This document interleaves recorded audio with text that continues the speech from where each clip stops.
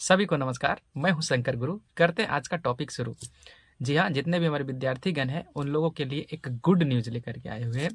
तो good news क्या है कि आप लोगों के लिए जो भी आरआरबी का एग्जाम है उसके लिए एक टेस्ट सीरीज लेकर के आ रहे हैं, साइंस का टेस्ट सीरीज, जिसमें फिजिक्स, केमिस्ट्री, बायो तीनों का कॉम्बिनेशन होगा।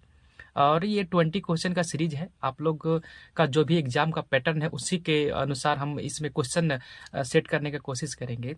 तो आप लोगों के लिए बहुत ही बेनिफिट होने वाले हैं। जितने भी आप आरआरबी के एग्जाम का तैयारी कर रहे हैं, जितने भी कैंडिडेट हैं, उन लोगों के लिए ये हम लेकर के आए हैं, जिसमें आपको ये फ्री ऑफ कॉस्ट है, कोई पैसा नहीं लगेगा।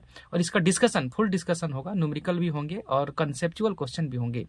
तो इसका डिस्कशन मिल जाएगा हमारे जाकर के जो चैनल है उस पर आपको फुल डिस्कशन मिलेगा। तो जल्द ही आप लोगों के बीच में एक टेस्ट सीरीज आने वाला है साइंस का, स्पेशल साइंस का, जो आरआरबी के एग्जाम में बहुत ही महत्वपूर्ण होने वाले हैं। धन्यवाद।